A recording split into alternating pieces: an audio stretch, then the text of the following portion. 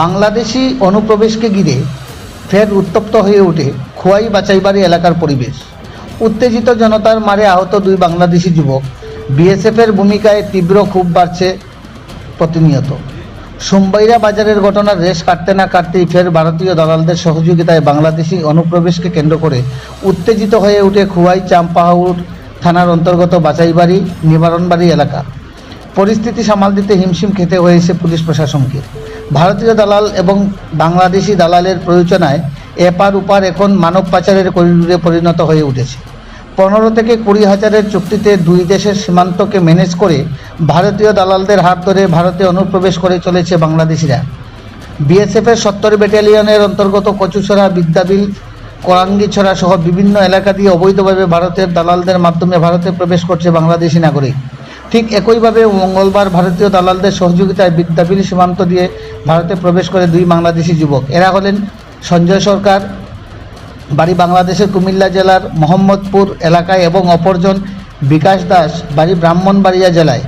ঘটনার বিবরণে জানা গেছে, মঙ্গলবার বিকেলে বাংলাদেশি দুই যুবক বিদ্যাবিল সীমান্ত দিয়ে ভারতে প্রবেশ করে ভারতীয় দুই দালালের সাথে TR 080690 নম্বরের একটি মারুতি ইকো গাড়ি করে বাছাইবাড়ি এলাকা দিয়ে খোয়াই আসার সময় স্থানীয় কিছু লোকজন বিষয়টি বুঝতে পেরে গাড়িটিকে আটক করে জিজ্ঞাসাবাদ করে জানতে পারে অপরিচিত দুই যুবক বাংলাদেশি।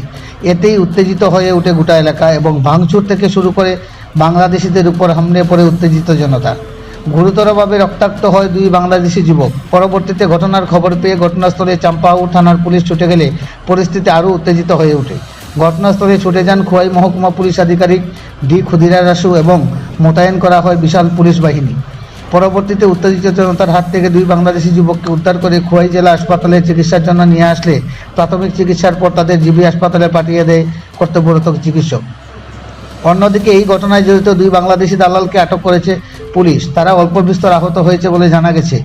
আটক ভারতীয় দালালেরা হলেন অভিজিৎ নমধর, বয়স 22, বাড়ি খোয়াই থানার অন্তর্গত উত্তর রামচন্দ্রঘাট এলাকায়, এবং অপরজন বাপন দেবনাথ, বয়স 33, বাড়ি খোয়াই থানার জাম্বুরা এলাকায়। তাদের থানায় নিয়ে জিজ্ঞাসাবাদ করছে পুলিশ।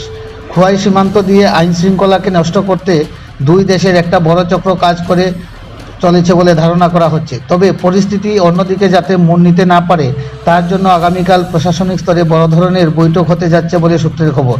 খোয়াই থেকে নিজস্ব প্রতিনিধি রিপোর্ট, শ্যামলী ত্রিপুরা। আমার সাথে আইসেন কবে? আমার ভাইয়ের নাম্বার দিছি স্যার, ওই নাম্বারে যোগাযোগ করলে সব জানতে পারবেন স্যার। কই গেছিলেন আপনি ভারতে? আমি আসছি স্যার এদিন থেকে। কই যাওয়ার উদ্দেশ্য আসলো? স্যার আমি কলকাতায় যাব। আমার কলকাতা কি ডাক্তার দেখাইতে নাকি কাজে? স্যার ডাক্তার দেখাতে যাবো স্যার। কত টাকার বিনিময়ে আইসেন ভারতে? স্যার আমি সঠিক জানি না স্যার, আমার ভাই জানে স্যার। বাংলাদেশের কোন জায়গায় বাড়ি?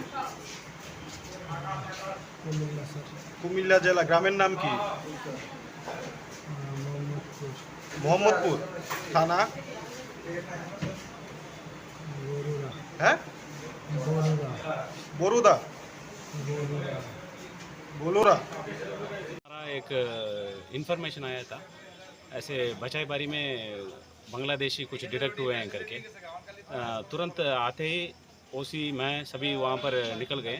तो जाते जाते ही वहाँ पर कुछ उनको ऊपर कुछ हमला करने के लिए ट्राई किए थे। फिर भी हम कितना बचा सकते हो, चार थे, उसमें 2 इंडियन है, 2 बांग्लादेशी है। चारों को हम बचा के लेके आ गए। उसमें एक को थोड़ा इंजर हो गया, वो भी हमारा कोवाई डिस्ट्रिक्ट हॉस्पिटल में। दूसरा भी पीछे थोड़ा यहाँ पर लगा हुआ है, तो वो भी अभी ट्रीटमेंट में, एज पर ट्रीटमेंट में।